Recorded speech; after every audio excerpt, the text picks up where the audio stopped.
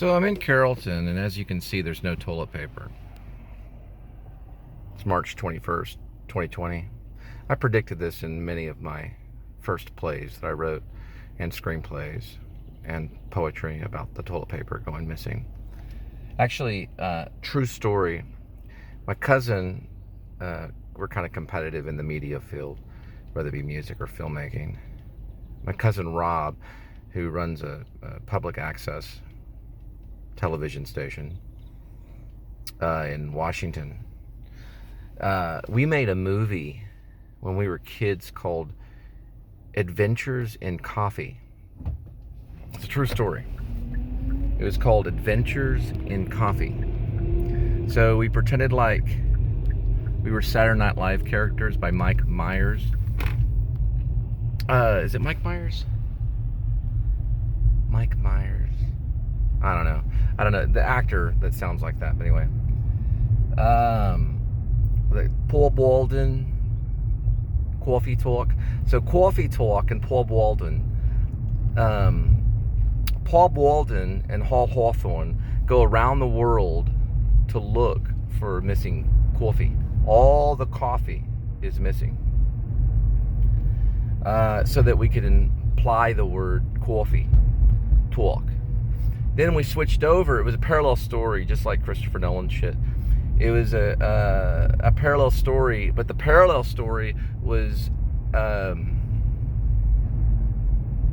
Watson and Sherlock Holmes, or Sherlock Holmes and Watson with the British accent, and they were also looking for coffee, but they were talking like in a British accent, and what's going on, Watson, and all this stuff, and so there were two stories. There were four characters. We played all four characters. So it was Paul Walden and Hal Hawthorne, and then it was Sherlock Holmes and Watson, and they were just looking for coffee. And we went all around everywhere, and we even went to the mall, and security, we shot scenes in the mall, and the security guards came up to us and we're like, you cannot shoot the signs, the business signs. That's illegal. It's against the law. It's a copyright issue. And really it's not. But they kicked us out of the mall. We had to leave the mall because we had the video camera going in the mall. We were kids. We were like barely in high school. I think I was in high school. My cousin was maybe like a freshman, and I was like a sophomore, or he was about to be a freshman.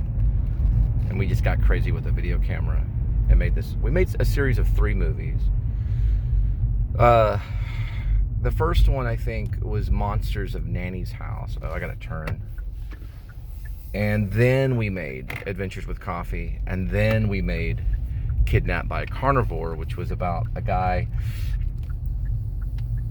Well, it was about a creepy guy that was a carnivore, meaning he ate meat. That's what a person that eats meat is, a carnivore, who kidnapped Stephen Patrick Morrissey from the Smiths. So I played both characters. I played Morrissey that gets kidnapped, and I played a version of Morrissey, and I played the guy who kidnaps him, this creepy guy. We even used the Police too. We used music from the Police, but we also had these 2 kind of weird characters that were like, the duos, like what was it, the 2 guys, Wayne and Garth kind of thing, but they were from Britain.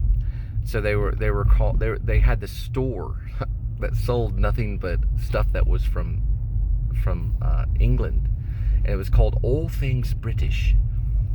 This is a true story, and we filmed most of it in my bedroom by using different sections of my bedroom. It's interesting because my filmmaking has not really changed much at all.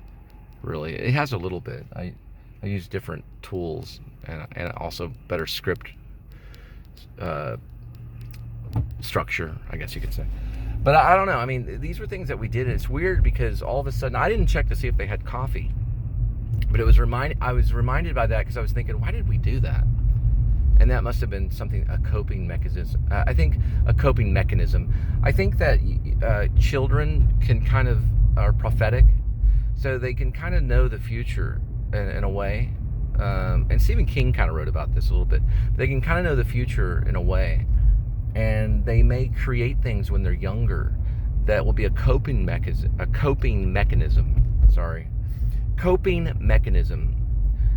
To help them in the future. So they create, like, they'll draw something maybe, or they'll create a character. If you look at Kurt Cobain, he created a character called Boda. It was a character that he remembered most throughout all his artistic expression. And he created that character when he was younger. So as he got older, he dealt with Buddhism and Nirvana and all that kind of stuff. And that was probably a coping mechanism that people deal. I mean, an artist will create a coping mechanism because it's such a difficult task to be such a thing.